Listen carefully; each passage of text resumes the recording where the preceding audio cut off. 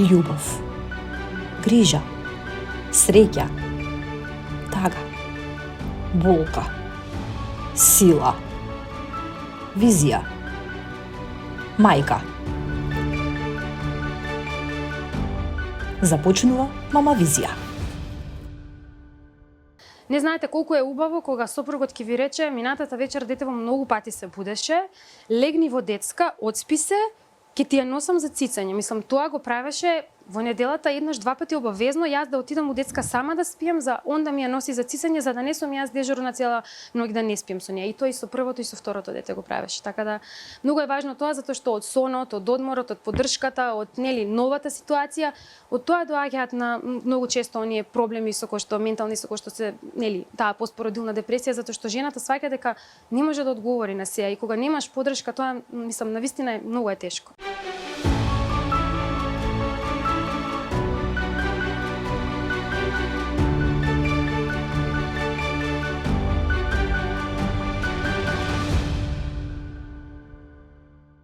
Сега, почитувани, можеби вие не сте мајка со мало бебе или трудница која што вежба. Но ќе се согласите со мене дека во последните 15 на години оваа тема на дискусија повеќе не е табу тема или полека станува да не биде табу тема. Благодарение на неколку кои што се бројат на прсти, храбри жени, храбри мајки кои што се појавија овде кај нас, јавно проговорија на оваа тема и пркосат на тие непишани правила околу исхраната и вежбањето на трудниците и на младите мајки.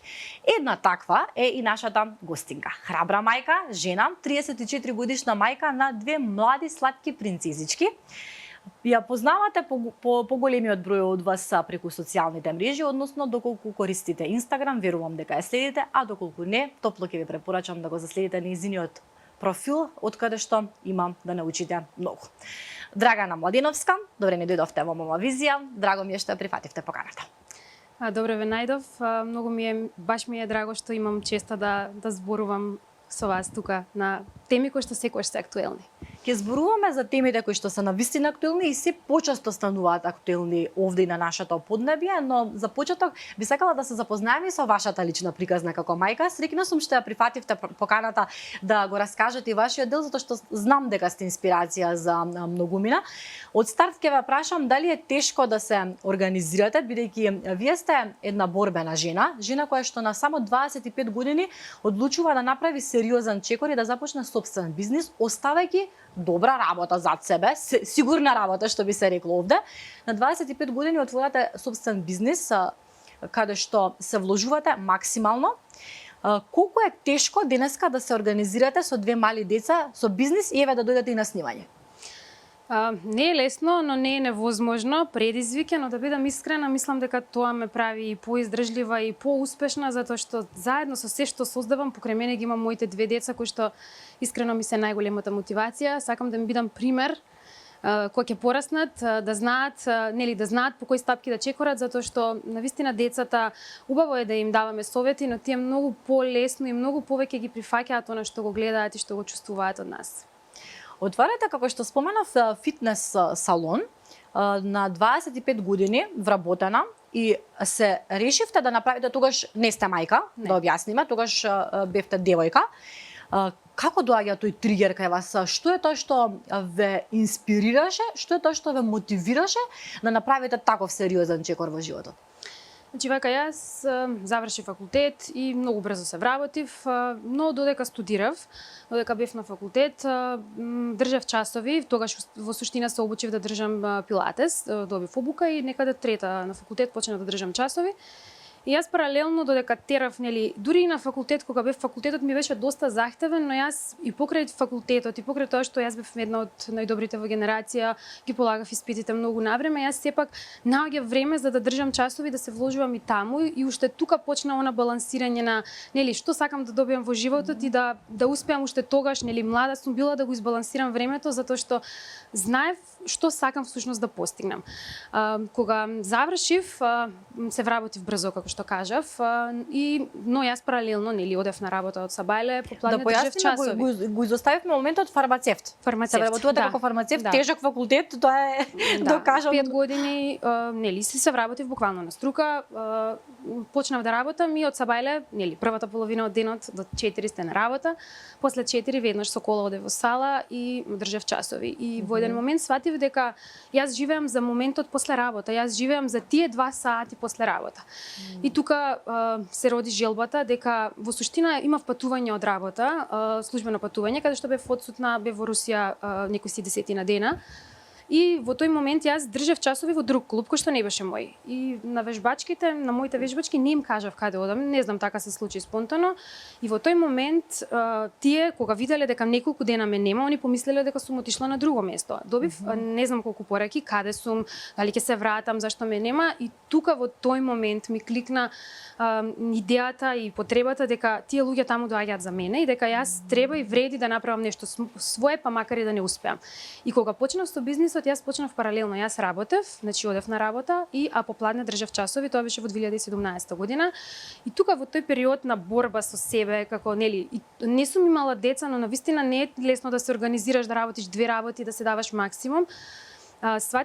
Прво сватив едно нешто, дека така не можам да продолжам да живеам, на 2 столици да седам, дека многу повеќе се пронаоѓам во фитнесот, во таа индустрија, дека сакам да ги мотивирам луѓето и таму да се давам, а од друга страна многу сакав да се остварам како млада мајка. И со сопругот, кој што тогаш бевме верени, имавме договорена свадба, седнавме буквално двајцата и се договоривме, тој работеше, нели, јас работев, седнавме и напишавме на еден лист хартија што ќе се случи ако си дадам отказ, нели, дали ќе можеме да преживееме одреден период со неговата плата, што ако не успеам, буквално ги напишавме сите трошоци кои што ги имаме, а во целата таа листа беше и тоа дека сакам да се остварам како мајка и дека тоа ми е едно од покрај бизнисот ми е и тоа на листата на приоритети.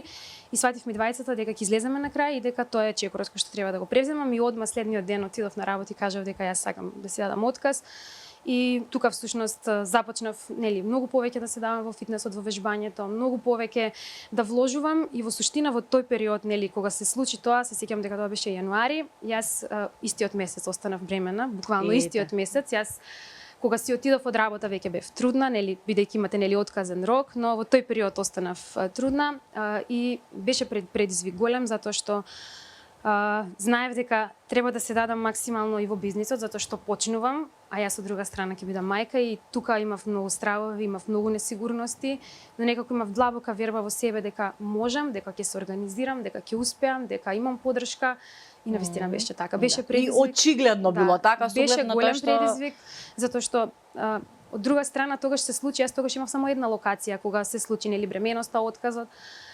Во летниот период ми се пружеше прилика, најдов простор кој што беше идеален за сала и ми се пружеше прилика да отворам втора локација. И втората локација јас се отвори во септември 2018, кога јас бев веќе во 8-миот месец од бременоста, во 7-миот месец. За време на бременоста ви се случува пресврти и многу бев скептична дали ќе успеам, значи како јас сега во буквално 8-миот месец од бременоста јас отварам нова локација, дали ќе можам да одговорам, но имав супер тим, уште тогаш имав девојки кои што работеа со мене и кои што во тие неколку месеци, нели, беа навистина посветени, иако јас многу кратко отсуствував, искрено, само 1 месец, но сепак тука ми беа. Ќе зборуваме и за тоа. Сакам сега околу мајчинството. Велете дека во јануари месец дознавате дека сте бремена, во истиот месец давате отказ.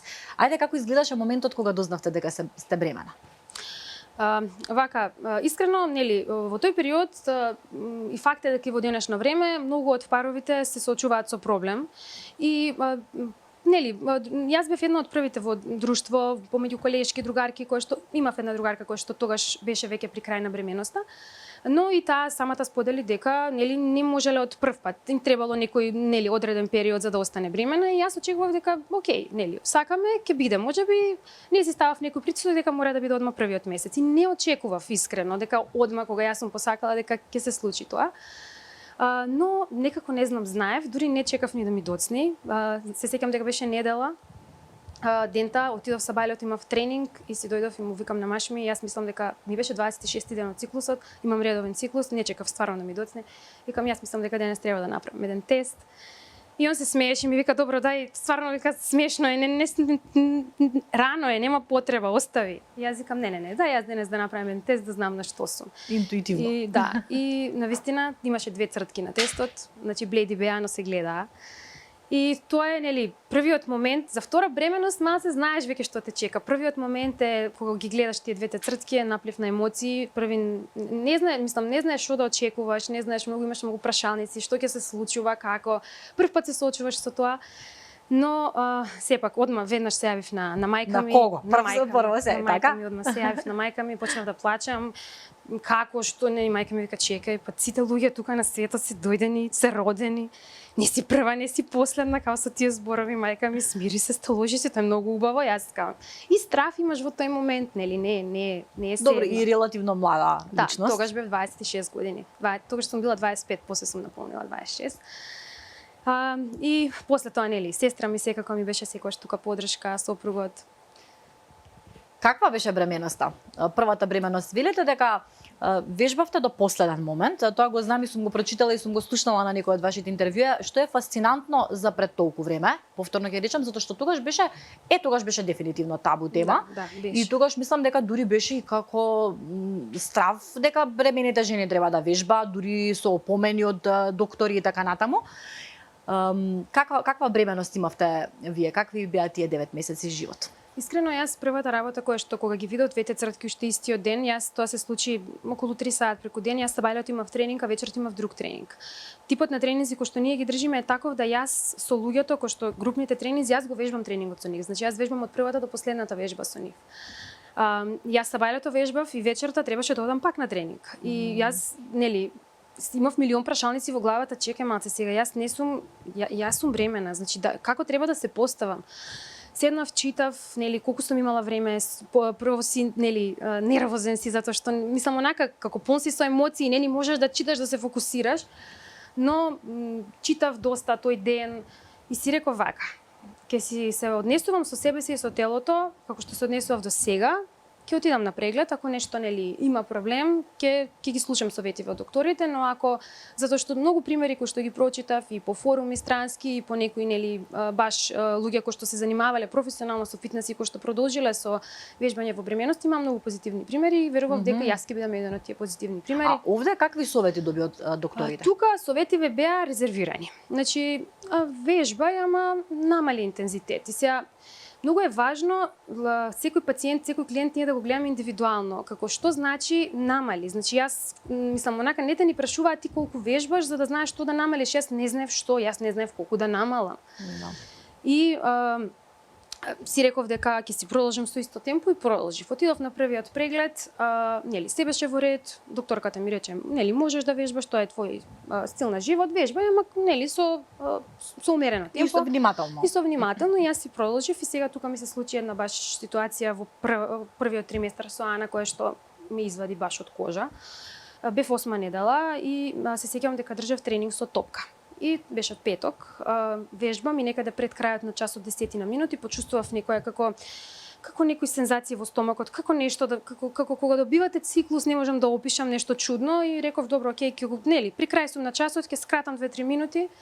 Кога завршив со часот, сватив дека имам многу обилно крварење. И ова беше момент во кој што буквално мене ми се пресекоа нозете, јас не бев способна, му се јавив на маж ми, му викам, бев тогаш во Тафталиџи ми беше салата, му викам, јас не можам ни да возам, значи не сум способна, мораш да дојдеш со такси брзо за да одиме на ургентен.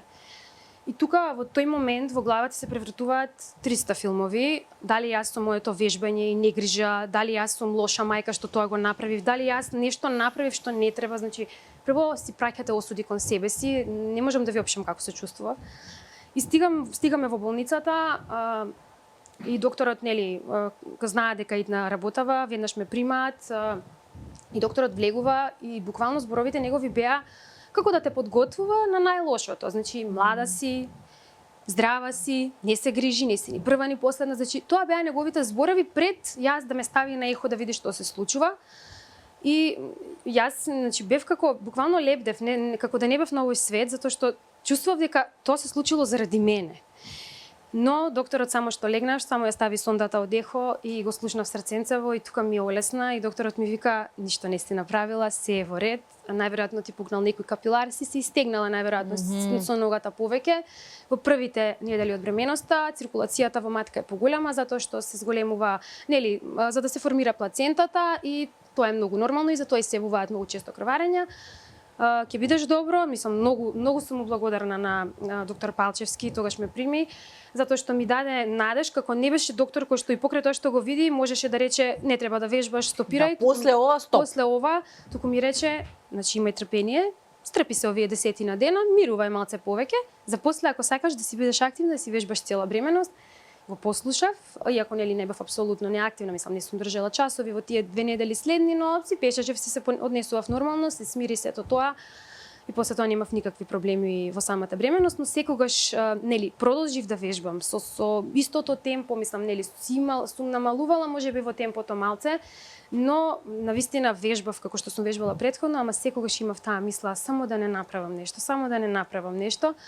И на крајот се добро се заврши, се беше супер. Последниот тренинг буквално го држев вечерта пред да се породам. Со првата бременост во 9-тиот месец пред, без да знаете дека следниот ден се... Не знаев затоа што се породив со царски и детево беше свртено карлично и беше закажан царски, знаев и вечерта го држев тренингот зи сабајле.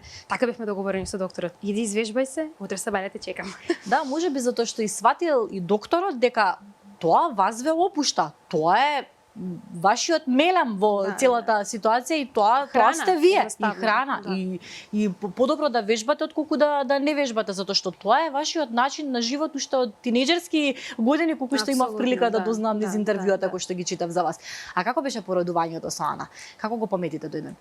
Породувањето беше супер искрено, моментот што го спомнав со царски рез, тоа ми беше едно исто големо разочарување затоа што нели фит сум, подвижна сум, очекував дека ќе можам спонтано да ја родам, затоа што свесна сум јас како медицинско лице дека можеби некој мисли дека царскиот рез е царски рез, но да не се лажеме, царскиот рез е оперативен зафат каде што се сечат сите слоеви на ткива, буквално се за да се стигне до матката, значи тоа е операција на абдомен.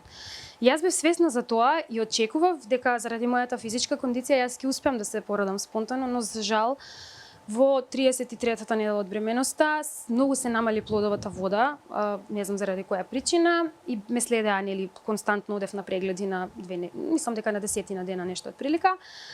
И во тој период детево се заврети карлично со главата горе и заради малку плодова вода и заради тоа што јас бев искрено доста слаба и целата со мускули, немаше простор детево многу да се движи и беше невозможно да се сврти. Мислам докторот кога ме виде рече јас 30 години пораѓам, искрено може да се случи чудо секогаш, но според твојата физиономија детево не верувам дека ќе се заврати. Јас бев убедена, правев вежби, стоев мислам најдов најразлични вежби.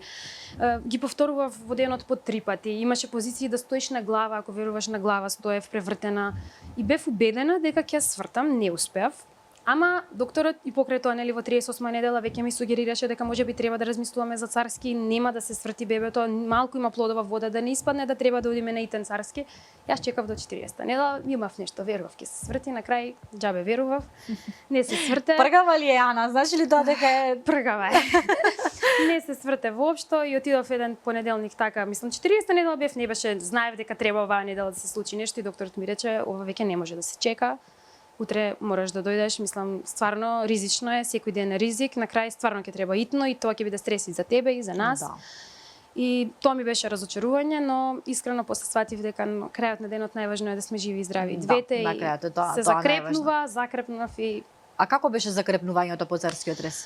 Искрено, која сега нели од денешна дистанца бидејќи правам разлика прва втора бременост, во првата бременост ми беше многу страшно после првото породување затоа што се будите од анестезија, мислам, нели, ви поминува анестезијата, доаѓа момент да треба да стапнете на земја и вие сваќате дека од човек кој што не застанува, ти не можеш да направиш еден чекор. И тука, значи јас бев, не знам, ми беше многу тешко затоа што сватив дека ќе ми треба време да се опоравам. Значи дојдовме дома, јас го дојам детето од седната вака позиција, ми требаше маш ми да дојде вака да ме подкрене, да ме подбутне затоа што не можете едноставно не можеш, значи тука си го чувствуваш подголтнувањето, кашлањето, го чувствуваш како стомакот да ти се сече на милион делови, мислам. И тоа се чувствува првите 10 дена болката е навистина многу јака, потоа се намалува. И тој момент ми беше малце, не знам, депресивен да речем, но бев убедена и знаев дека брзо ќе се вратам на нозе и брзо се вратив. Стварно, мислам, после 2 недели јас дома почнав со лесни вежби, 5 минути, рацете ќе ги движам, ама ќе ги движам. Пешачење, се трудев да пешачам колку можам, нели, по 20 минути на почетокот не ни можеш многу затоа што имаш изгубено многу крв, ти се врти, првото излегување надвор. Значи излегувам надвор, вртам светлина. И толку мислам, онака 15 минути и доаѓам ни 15 минути, мислам дека бев 10 минути и седнувам на клупата пред зграда за да соберам сила за да си се качам дома, мислам. А претходно пред да идам на Порегај сум држала тренинг и онака доаѓа тоа разочарување некој во себе, ама си имав верба и знаев дека ништо не е изгубено, тука сум ќе се вратам и се ќе биде нормално и така и беше. Ја доеше Ана, така? Ја доев, да, и двете деца ги доев и тоа баш доење по 2 години. Како што треба. Да. Како што посакува секоја една мајка, предпоставувам. Како ја растевте, Ана? Ете тие први месеци, како изгледаше, на кој начин се однесувавте како мајка? Одеднаш станувате мајка. Да, на почетокот, нели, прво дете, па и плюс прво во фамилија, ни сестра ми немаше дете тогаш никој, нели, сите сакаат да ти се најдат тука со нивните совети, ма некако јас си знаев дека можам сама, па и од другарките јас бев, нели, како што спомнав, една од првите, немаш многу од кој да побараш совет, ама некако бев убедена како интуитивно дека можам сама и првите денови мајка ми дојде и, нели, да ти се најде за помош. И сега го ставам детево на града да цица, и плаче дете, мислам, една недела дете како да не плаче. Гладно е, такво е и цело време и мислам тоа ме фрустрираше буквално и им реков дома, мислам им реков и на мајка ми и на сите, мислам дека можеме сами да се снајдеме со Дарко, не ни треба никаква помош и на почетокот буквално само првите неколку денови мајка ми беше тука за да ми се најде, после тоа буквално сами си се организиравме. Мислам, имав среќа затоа што доенечката приказна ми беше многу успешна, немав проблеми со доењето. Навистина имав еден, нели, направив мастит со првата со Ана затоа што нели не знаеш уште колку да одмолзуваш како што. Но во суштина доењето ми беше многу онака баш глатко да речем. Помогна твоето познавање медицинско или можеби истражуваше повторно? Истражував, читав, знаев дека нели покрај сите они митови кои што имаат, најважно од се е детево да го ставаш на града да цица и дека ни јадење, ни ништо, ни пиење, најважно е детево да цица, ни боза, ни било какви глупости што се нели што се верувања кои што постојат, туку едноставно детево за мојот мозок да свати дека треба да продуцира млеко, јас треба да му кажам, а ќе му кажам само ако бебето цица. И мислам дека ради тоа и успеав. Градиве после, нели, првиот месец треба време да се воспостави лактација, после тоа ми се воспостави супер лактација.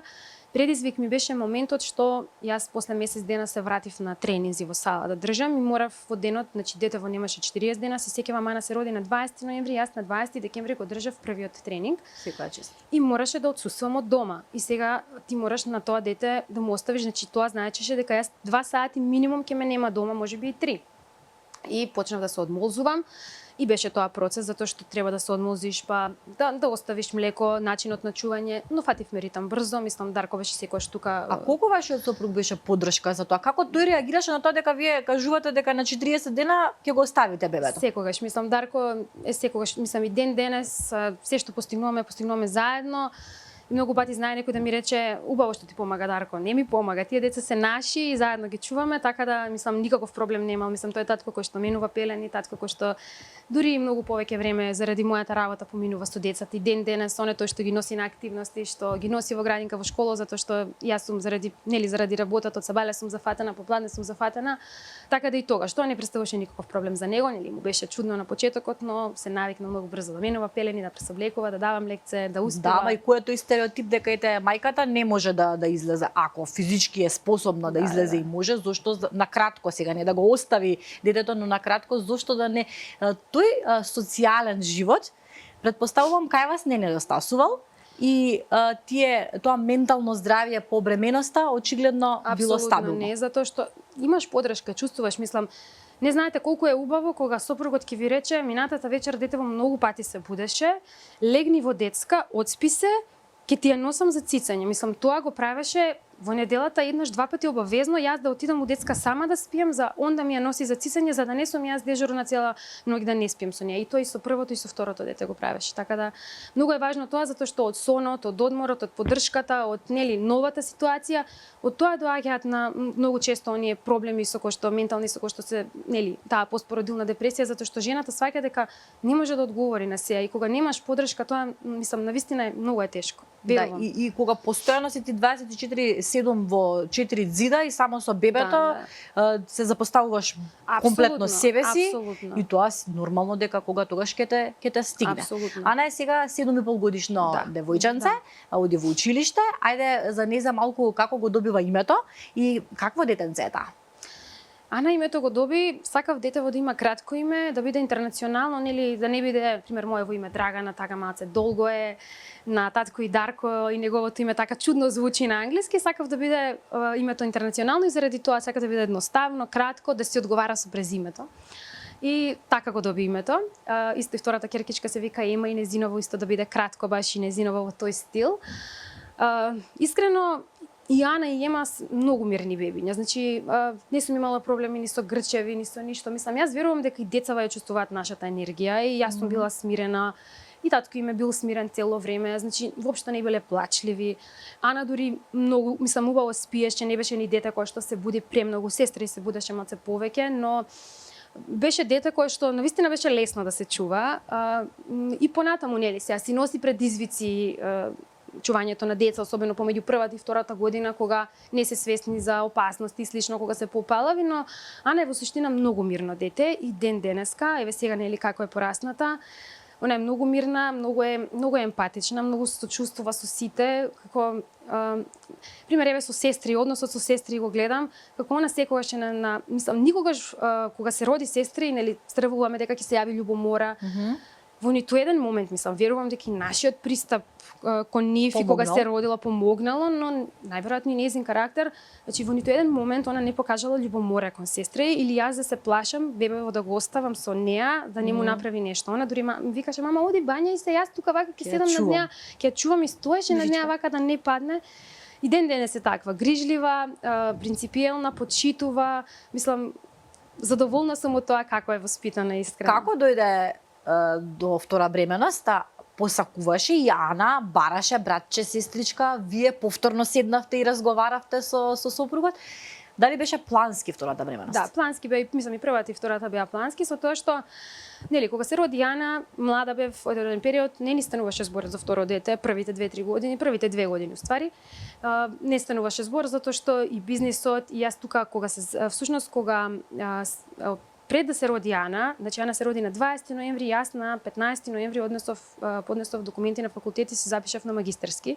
И практично првите 2 години растев мало дете, бизнисот нели беше во полнек и плюс студирав. Значи ги терав магистерските и тука не ми доаѓаше на памет второ дете никако, но после одреден период сватив дека Ана расте и дека врските околу неа се намалуваат, дека е многу самостална и дека може би е време да почнам да размислувам затоа што ако се оддалечам повеќе од тоа и ако она уште повеќе порасне, може би нема да ми се враќа назад пак.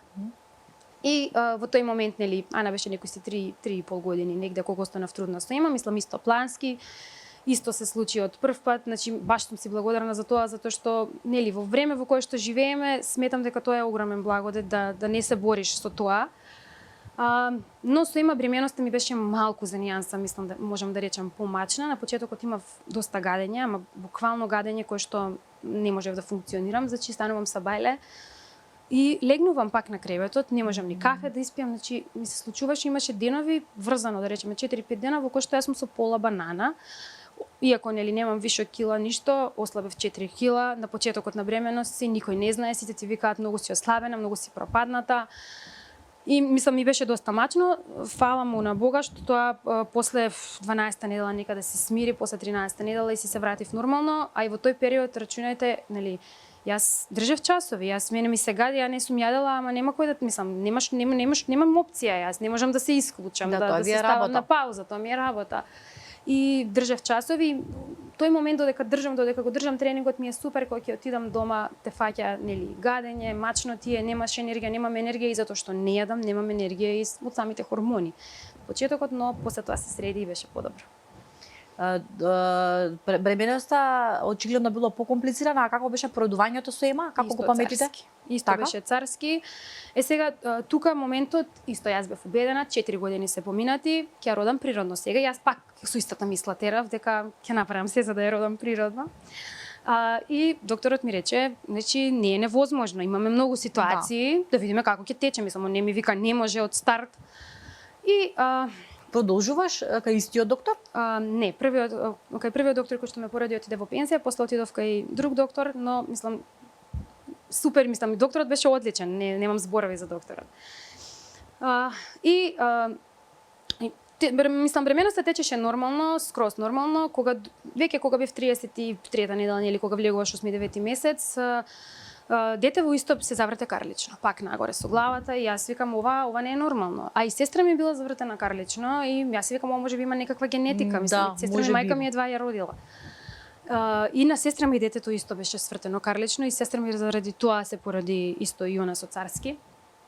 Но исто за Ема реков ќе свртам па што сака нека биде и тука ги праве вежбите и одам во 36-та недела на преглед, детево свртено. И јас цела среќна ќе го родам природно ова 100%. И ништо, се си тече нормално, во 38 недела се спремам, требаше да одам на преглед, докторот втора смена и ми вика дојди да те видам. Одам на преглед во Систина, држев часови во Борис Трајковски во салата, тука се одма, викам ќе отидам, ќе завршам работа и ќе си продолжам на тренинг. Тоа е 6 сат, јас во 7 сат имам тренинг. Одам, докторот ме гледа и ми вика јас не би те чекал ни една минута повеќе, мораме да закажеме итен царски, резот предходен е премногу истенчен, на едната страна дури буквално како да се скине, затоа што бебево е преголемо за твои димензии. Он ја измери тогаш 3500 и навистина се роди 3500, а јас сена се имав 5 кила качено, мислам, онака, мене ми беше неверно како е 3,5 кила детето, не верував и додека не се роди, додека не ја измери, јас стварно не верував.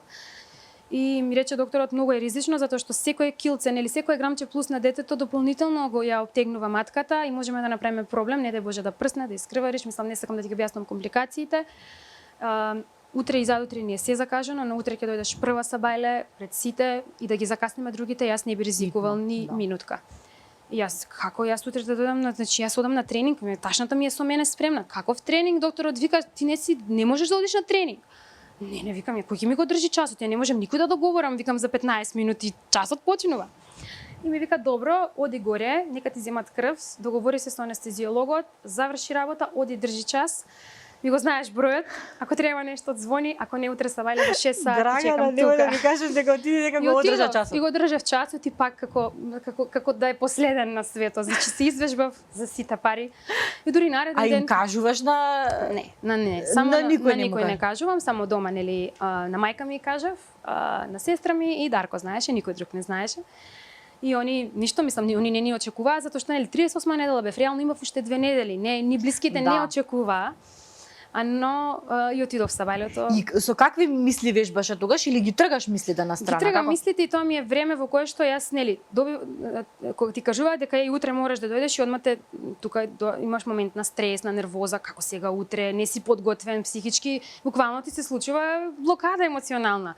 Но баш тоа што го извежбав часот ме смири и потоа онака стрезвено до дома си извозев, седнав, си се спремив на рад, си се подготвив, нели мораше да дојде сестра ми затоа што са бајле рано, требаше да излеземе, требаше да оставиме Ана на незе и сега тука со второто породување многу повеќе грижи имав за Ана затоа што до тој момент јас ја немав оставено да спие сама, ја немав оставено ниту една минутка буквално, не спиела кај баби, кај дедов си никогаш. И тоа она ми беше поголемата грижа, но сестра ми ептен се најде тука нели да биде со неа цело време и мислам и Дарко беше секако нели, ама првиот ден мораше да биде во болница со мене. Вас така, да. Да, но пак мислам на крај на денот се заврши и дури цело време се смееме, јас се грижев што ќе јаде, кој дали ќе изготви, дали ќе знае да и направи. И он и направил некој орис, скроз бел, го сварил скроз бел орис, со златен микс, нешто појма немам. И ден денес го зборува тој орис, може да ми направиш како татко ми што ми правеше тој орис кога беше во болница, викам значи добра се снашле, птен штом го памти тој орис дека многу вкусен. Најслаткиот орис очигледно бил тоа. Си носи секој момент си носи нешто убаво со себе. Доаѓате дома со бебче и колку се менува сега животот во вашето семејство со 2 мали дечиња? Па искрено се менува, нели, 2 деца се, но некако со втора бременност си многу по и емоционално си многу подготвен на тоа што те носи. И пример не го спомнав моментот после вториот царски, јас очекував леле пак истата, нели, траума, пак истото закрепнување, но дали дека знам што ме очекува, јас со второто, значи и во болница почнав да се движам многу полесно. Сама се истуширав првиот ден, значи многу полесно некако застанав на нозе затоа што мислам дека знаев што ме очекува, ја знаев болката. Па така и дома некако многу побрзо влегов у шема со нели со целата организација. Искрено немавме проблем, исто немав никаква помош од никој, ние четворица дома, се организиравме, многу брзо влеговме во шема. Сте имале голема помош од Ана, претпоставувам. Да, и мислам стварно, мислам она не многу добро се вклопи функционирањето дома се преориентиране или имаш нов член, но не беше нешто драматично различно. Се адаптиравме брзо и цицањето со Ема ми беше многу полесно затоа што си доел 2 години, знаеш да го наместиш детево на града. Мислам немав никакви со неа, немав ама баш никакви проблеми и беше баш цицалче. На искуството. Да, беше баш цицалче, онака дури докторкава на првата контрола ми вика, значи детево има, значи првиот месец имаше напреднато кило и 700 нешто така. И ми вика не е можно ова дете само да цица. Ми викам ја не знам како се прави формула. Не знам. Вика, по колку време цица, како цица? Викам 5 минути цица. И се смее ми вика, по 3 минути да цица. Викам како да, ама буквално по 5 минути цицаше. Ја ставаш, цица и толку. Ама ефикасно цицаше и знаеше да фати. Тоа ете благодете, буквално е благодете. Ретко денес многу мајки се мачат, плаќаат дури за да може бебето да цица и така натаму околу исхраната. Потоа, нели, по цицањето доаѓа исхраната. Колку ги следевте трендовите? Вие знаеме дека сте човек кој што сака здраво да се храни. Верувам дека тоа го наметнувате и во вашиот дом, не само лично за себе. И сега, колку тие моменти ги следевте слепо од типот на модерна здрава храна или традиционална? Што би одбрале повеќе? Вака, мојата исхрана е модерно традиционално, можам да кажам микс, затоа што јас си ги готвам и ден денес и тогаш сум ги готвала оние традиционални јадења кои што се готват и кои што се јадат кај нас и многу ги обожаваме сите наши традиционални манџи и моите деца се пораснати на тоа, но не ги готвам манџите на традиционален начин во смисол со 2 прста зејтин, туку користам нели ги варам, додавам многу малце масло, нели ја модифицираш на некој начин подготовката затоа што не е дека нашите јадења традиционални се нездрави, туку едноставно баш со некои вакви работи ги правиме да бидат малку покалорични или не знам, ќе ставиме сончогледово масло рафинирано, па ќе го пржиме сето тоа и тука го правиме проблемот, а сето тоа со мала модификација може да се направи многу поинаку и секако нели со секој оброк салата, во суштина многу ми е едноставна исхраната и јас и многу луѓе кои што нели ќе се вклучат кај мене на програма, ќе почнат да вежбаат, коментарот им е леле колку е се вкусно. Вкусно е затоа што тоа е тоа што го јадеме, само мала модификација, само мала свесност. Значи ние имаме нашава земја треба да сме срекни што живееме во Македонија. Имаме изобилство од овош и зеленчук. Имаме многу храна која што може да се комбинира на најразлични, баш она нутритивна храна. И очигледно и вашите деца помагаат многу во кујната, тоа можеме да го забележиме. Сега и Ема е веќе големка, има 3 години, така?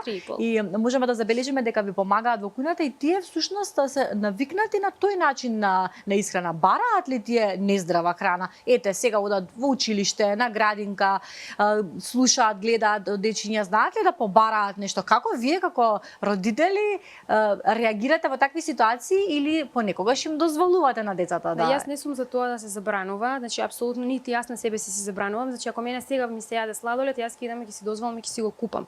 Значи не треба да имаме забранета храна затоа што тоа го прави притисокот ментален и тоа прави да си го нарушиме односот кон хранењето. Така да јас на моите деца не им забранувам, но нели многу е важно каква е целокупната исхрана. Значи ние дома никогаш не купуваме вакви благи работи, не постои тоа кај нас како благо. Кај нас благо има нели што си правиме бомбици и сами заедно ги правиме и они обожаваат да го јадат тоа. Значи на нив поим за благо им е тоа. И сега нормално роден ден во градинка, роден ден во школа, пак им дадат нешто. Вчера донесоа помалото донесе од имале роден ден и им дале нешто, мислам чоколадца, некој крем бананчиња и слично.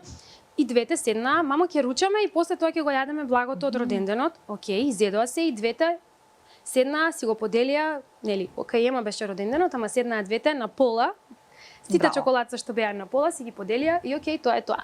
Кога се оди на роден ден, фала Богу дека се јади и торта, но пример ја забележувам Ана, многу пати знае да ќе проба 2 пати од тортата и ќе го донесе парчето и ќе ми рече мама, не можам, многу ми е блага, затоа што едноставно не е навикнато детето на тоа. Не му е тоа чувствува дека е тоа преблаго за нејзиниот вкус. И мислам баш се радувам што е тоа така затоа што јас не ја забранувам. На неа тоа природно и доаѓа, спонтано и доаѓа.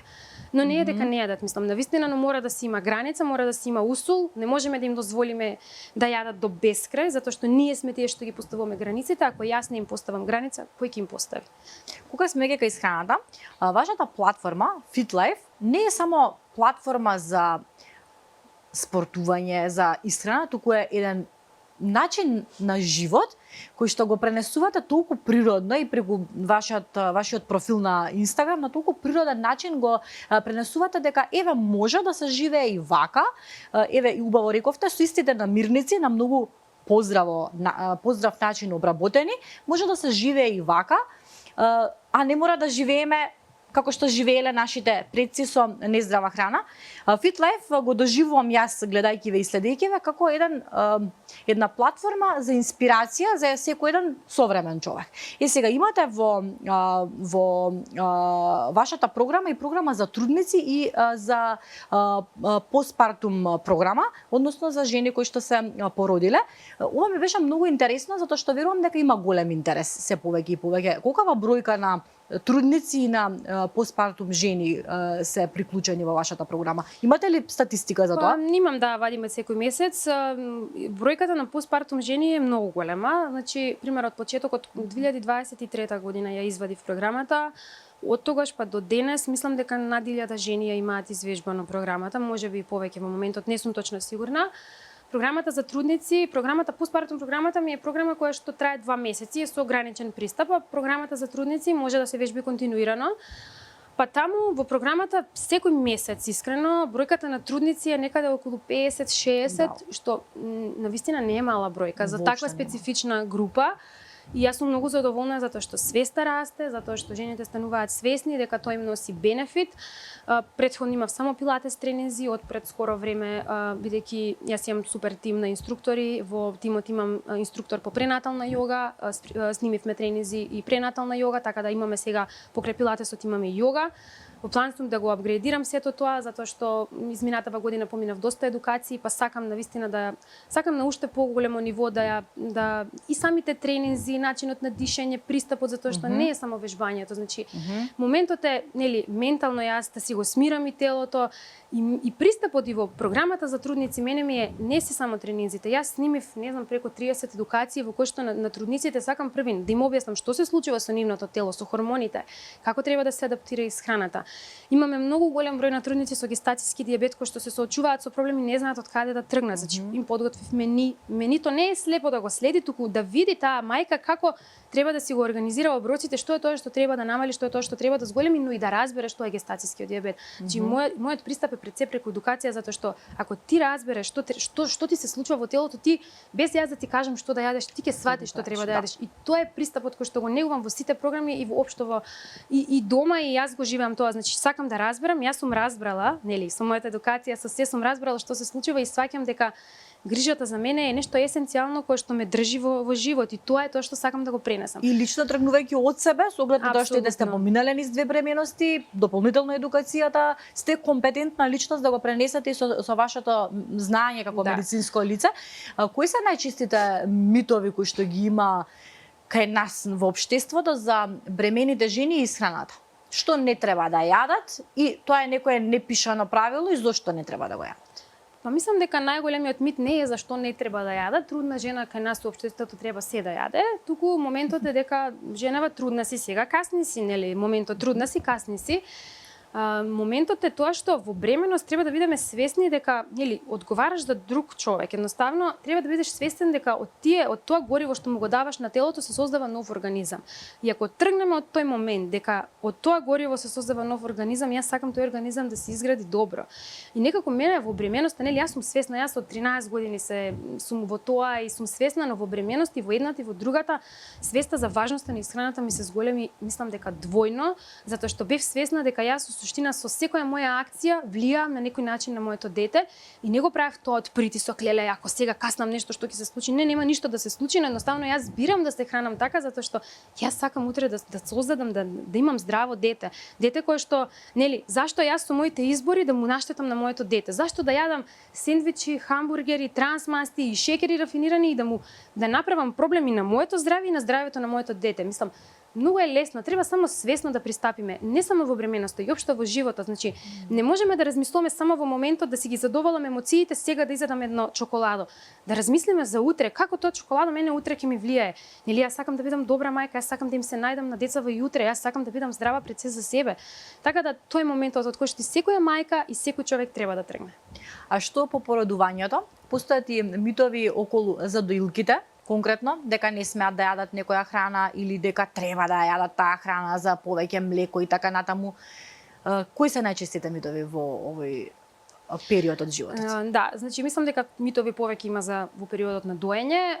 Искрено јас се соочив со тоа на почетокот, после првата бременост, кога си отидов од болница, добив препораки дека не треба да јадам мешунки, не треба да јадам јаткасти плодови, да избегнувам бобинки. И јас останав во еден момент вака, викам, а што да јадам? Па јас тоа го јадам, мене таква ми е исхраната.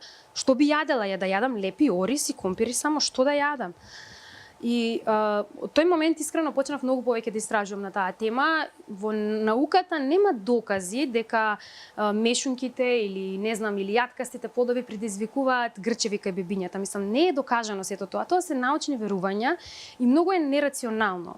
Жена која што е во постпартум периодот, на која што ти треба многу повеќе храна, нутриенти за разлика од во бременоста, затоа што доењето е многу захтевен процес. Значи на вас ви треба енергија да го продуцирате млекото, од друга страна тоа млеко е енергија која што доаѓа од вас, значи од каде ќе дојде таа енергија ако не од мене.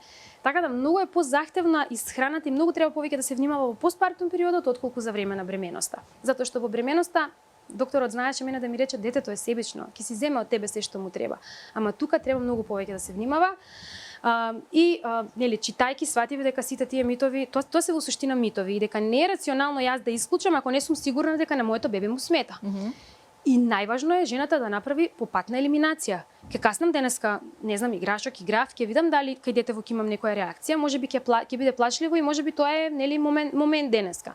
Ќе го пробам тоа 2 пати, ќе го пробам 3 пати, ќе го пробам 4 пати. Ако после секое јадење јас гледам дека детето станува немирно, дека нешто се случува, да, можеби е рационално да го исклучиш, но да го исклучиш затоа што некој така ти кажал и да исклучиш толку нутритивна група на намирници е многу апсурдно и не само што е апсурдно, туку го става во ризик здравето на мајката, така што сметам дека секогаш жените во постпартум периодот треба прво да размислат, нели, какви акции превземаат, а не само слепо или ќе пијам боза, не знам, ќе пијам повеќе сокови. На телото за да продуцира млеко му треба доволно хидратација, вода и му требаат нели енергија.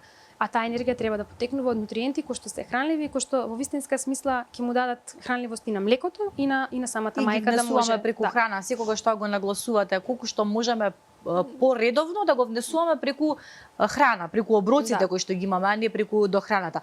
Драгана, се почесто имаме жени кои што стануваат за прв пат мајки во подоцнежните години, некако се поместија границите, а телото после 20-та, после 30-та и после 40-та не е исто и нашиот организам различно реагира и на исхраната. И сега сакам да се фокусираме на една ваша порака до овие мајки, генерална порака секако, кои што после 40-та година или близу 40-та се реализираат како мајка. Има ли некаква генерална порака за нив, посебно да внимаваат или сепак се работи за индивидуа? Зборуваме, еве, доколку се решат и за вежбање, а не вежбале предходно, а сега е многу често да се зборува за вежбање, па и там можеби се буди желбата кај нив, не биле луѓе кои што биле физички активни, и исто во однос на исхраната. Има ли некаква генерална порака, некаков совет за нив? Вака, нели, мислам дека границите се поместени затоа што моментот со кариера да тераме, нели, едно друго, па нели, како смисол не можам да го живеам животот со дете, нели, да го поместиме сето тоа. И сега некогаш, нели, факт е дека не секоја жена има партнер, нели, можеби партнерот го запознава на повозрасни години и тоа е, нели, окей. Но сметам дека, пример, јас во мое блиско обкружување имам примери на луѓе кои што се долго време заедно и кои што, нели, чекаат. Пораката за тие, ако сте си ја пронашле сродната душа, немојте да чекате. за тие што се сепак што на повозрасни години доаѓа момент да се остварат, многу е важно да ние да се грижиме за здравјето уште пред да останеме бремени. Значи, јас секогаш им велам, значи здравјето на нашите деца започнува уште пред бременоста. Вие може би и не планирате бременост, но жена во репродуктивен период, значи до 45 години жениве се, можеме да кажеме дека се во репродуктивна возраст. Од 20 до 45 години жените треба и мора да се грижат за своето здравје, затоа што без разлика дали жената ќе биде 38, 40, ако таа жена која што ќе влезе во бременост на подоцнични години има добра физичка кондиција, ако има добро метаболно здравје, ако е здрава, ако се грижи за сопственото здравје, таа има многу помал ризик да има компликации и проблеми во бременоста, отколку некоја која што навистина смета дека има време да го направи тоа. Немаме време за здравјето и треба да бидеме свесни дека здравјето го градиме секој ден, со секојдневните избори, со секојдневните навики. Ги советувате жените кои што после 40-та веќе се реализирале како мајка, а не биле физички активни, посакаат да вежбаат, да почнат со тоа? Навистина, ако нема никакви проблеми во самата бременост, ако немале никакви проблеми со забременувањето, можат да почнат и сум имала примери на жени кои што со инвитро постапка почнале да вежбаат. Но мора да се има внимателност затоа што сепак ако таа жена не вежбала и бременоста е нова состојба и физичката активност ќе биде нова состојба, многу почесто кај таквите препорачувам да почнат со јога, затоа што во јогата имаме малку помалку движење, има движења, има секако има активност на телото, но поголемо внимание се посветува на дишењето, на смирување на телото, на поврзување на бебето, на мајката со самото бебе, така што обично кога имам таква ситуација знам почесто да препорачам јога. Во Fit Life предпоставувам кај вас се циркулирале низ годиниве многу и мајки, и жени, и идни мајки и така натаму. Ве фасцинирала ли некоја жена, некоја која што вежбала кај вас со некоја мајка со некаков потек, со некаква истреност? Има ли некој пример на жена која што може да го издвоите? Мислам, имало доста и верувам дека можеби јас сум им била на некоја мотивација да, пример, жени кои што се активни, кои што биле активни, доаѓаш момент, они се вежбачки, они не се занимаваат професионално со тоа, но сум имала многу мајки кои што скоро имав една жена која што си вежба, не само она е фит и добиваш совет од докторот, па окей, намали, она вежба, она до крај вежба, значи она вежбаше до последен ден од бременоста, се даваше максимум и јас многу пати знаев да речам, значи намали малце сега, окей, она можам, се чувствувам супер, можам. И навистина им се дивам затоа што таквите жени одлучиле да си го слушаат телото, нешто што јас го направив. Јас пред да ги следам советите, прво реков ќе си го слушам сопственото тело и вакви примери има многу. Еве пример моментално во тимот имам една од инструкторките која што е бремена мислам дека веќе е во 7, во 8 месец од бременоста и држи тренинзи, значи тоа држи аеробик тренинзи. Со првата бременост држеше пилатес, сега втора бременост и таква е малце поопуштена за втора бременост и постојано викам Александра, дај да те ставам пилатес да држиш или дај малце намали, супер ми е. Одлично ми е, јас супер се чувствувам и си тера. И мислам баш се фасцинирам затоа што одлучила да има активна бременост, одлучила да си живее нормално затоа што факт е дека треба да прифатиме дека бременоста не е патолошка состојба, тоа е природна физиолошка состојба. Ние жените сме создадени за тоа и треба да се фаворизира тоа. Има број на патолошки бременности кои што бараат внимание, но такви се многу малку, да бидеме реални. Најголем број од бременностите се нормални и таквите жени многу е важно да бидат физички активни затоа што физичката активност навистина ги намалува бројните компликации кои што доаѓаат со било која бременност, кои што се природни на некој начин затоа што бременоста физиолошка состојба е, ама пак има самите хормони зголемуваат ризикот појава на гестацијски дијабет затоа што фаворизираат зголемување на шеќер во крвта. И има доста други работи кои што само заради хормоните се фаворизираат, а тука вежбањето кога ќе дојде на сила може да направи многу голема разлика. Да, одлични. Овие реченици кои што ги кажавте, верувам дека ќе бидат голема мотивација за многумина кои што не гледаат. Не знам која е причината, но речиси секоја втора до трета жена се соочува со проблеми со тироидната жлезда. Ми се допаѓа една ваша мисла која што неодамна ја прочитав или ја слушнав низ интервјуата кои што ги гледав ваши. Велете тироидната жлезда е диригентот на нашето тело. Многу ми се допадна како звучи тоа и јас лично се соочувам со проблеми со тироидната жлезда од пред една година ми е откриена. Знам дека оваа тема ќе биде од широк интерес затоа што голем број на жени се соочуваат не знам, можеби постои некое објаснување која е причината зошто се соочуваме со... Постои објаснување, причината е тоа што во нашата земја нели ние не излегуваме на море и концентрацијата на јод во воздухот и во почвата, а со тоа и во овошјот и во зеленчукот е можеби пониска за разлика од земји кои што излегуваат на море, тоа е една од причината. Друга причина е модерниот начин на живот. Значи, тироидната жлезда најчесто станува нарушувањата се од автоимун карактер, значи се создаваат нели антитела, хашимотовиот тироидит се всушност автоимуна болест во која што телото создава антитела против тироидната жлезда. Тие автоимуни болести се јавуваат во ситуација во која што нашиот имунитет добива погрешни сигнали, нели почнува самиот да создава антитела кои што си го уништуваат сопственото тело и тоа се случува во ситуација кога имаме хронична инфламација во телото. А кога имаме хронична инфламација, кога исхраната не е урамнотежена, односно кога внесуваме трансмасти, кога внесуваме многу рафинирани шеќери, кога не сме физички активни, нели мораме да имаме предвид дека и самото загадување, самата природата во која што живееме, зрачењето, значи пред многу години нашите баби, дедовци и нашите предци не живееле во толку загадена средина, значи ние не сме свесни какви се зрачења поминуваат низ нас. И сега врз тоа немаме контрола, ама имаме како контрола врз тоа што го јадам. Врз храната. Повторно се врти околу чинијата која што ја спремаме. И врз тоа колку ќе бидам активна, затоа што тироидната жлезда е навистина диригент и таа го на некој начин координира целокупниот метаболизам.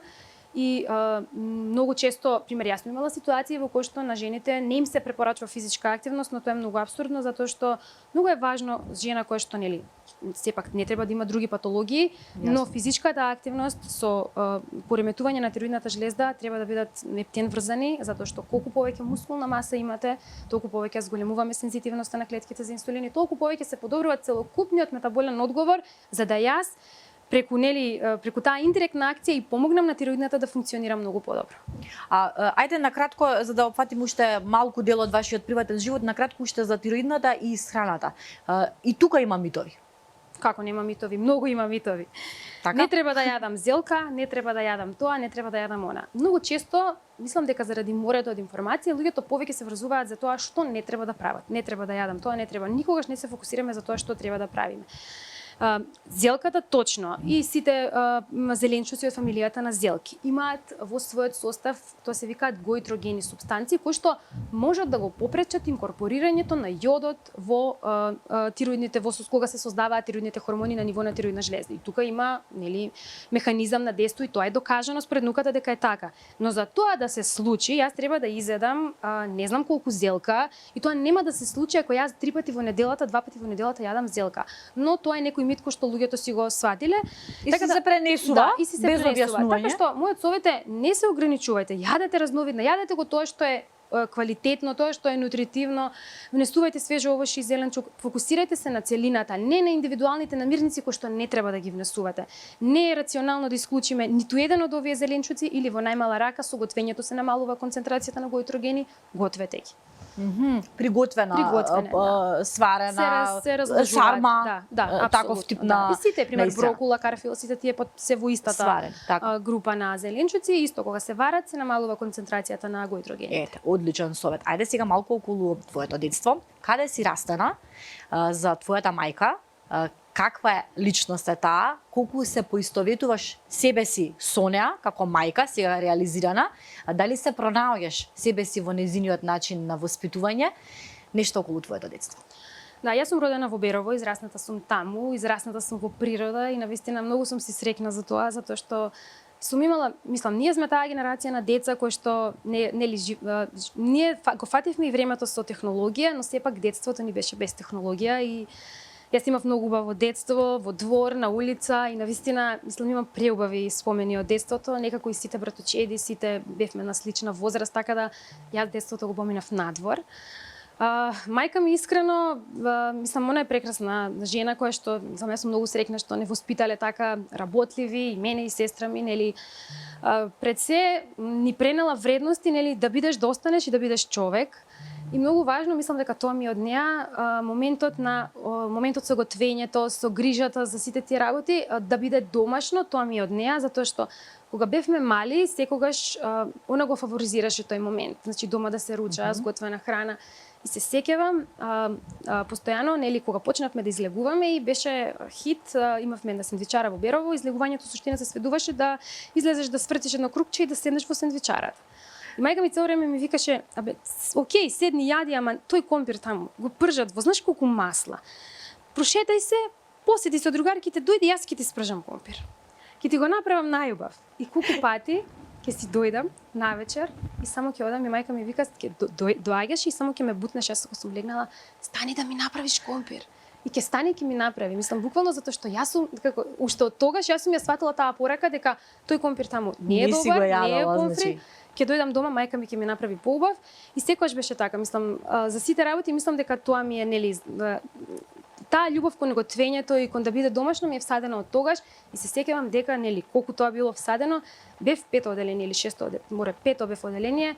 Мајка ми наработи, татко ми, јас да ги изненадам, ќе правам мусак. Значи дете пето оделение. Ја направив. Значи и се јавив 2-3 пати на мајка ми на телефон на работа да ми каже што нешто да направам, ја направив и од тогаш почнав 2 пати, 3 пати во неделата, значи јас сум била пето-шесто оделение да ги изненадувам, така викав, да ви изненадам и правев ручек и тоа правев. Не знам, ќе направам супа со ориз, мислам ги правев тие традиционални ручеци што мајка ми ги правеше и ги правев безпрекорно.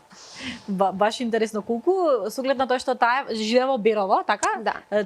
Ти недостасува таа врска или се гледате често? Да се гледаме често, искрено сега со социјалните мрежи, со комуникацијата на дневна база, Мислам, јас сум доста поврзана со моите родители и не поминува, пример, ја гледам врската, мојот сопруг, пример, можеби дека е машко, он нема потреба да се јави у денот да се слушне со неговите, дури се случува еднаш у неделата да се јави, што јас му замерувам затоа што не е окей, сепак ти се тоа родители, а јас морам да се јавам обавезно секој ден, значи буквално дури ако е 11 сат преку ден, мајка ми знае да ми напише каде си цел ден, абе кој бе мамо цел ден 11, мислам тука сум.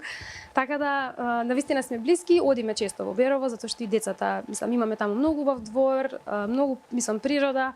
Мајка ми со многу голема љубов го уредува дворот, произведува домашни, мислам, зеленчуци, ептена навлезена во сето тоа органско. И на децата им е доста забавно, затоа што многу често со баба во градината да правиме тоа, да правиме, па се договорени, ќе садиме тоа, па собираат тука семчиња, не знам, ќе јаде јаболко, па го собира, го чува на баба да го посади. И така одиме, реално, не знам, во месецот еднаш, 2 пати се случува да одиме. Одлично е тоа да се има прибежиште со чист воздух. Да. Денес е и тоа благодет. Имаме и подароци за нашите гости. Бокарт се нашите пријатели кои што прават рачна изработка на накид, да ги заследите на Инстаграм доколку не ги следите. Повели, јас обожавам рачна изработка. Сакам да си го отвориш затоа што не знам дали ти го погодивме. Се обидовме да те опишеме на некој начин, како не асоцираш. И се надевам дека сме го погодиле моментот. Фала ви, многу обожавам баш на мингишки, многу мислам носам и обожавам. Тоа е девојката со бисерната обетка. Верувам дека ќе го вклопиш во твојот стил и уште еден подарок од мирисот на Мама Визија.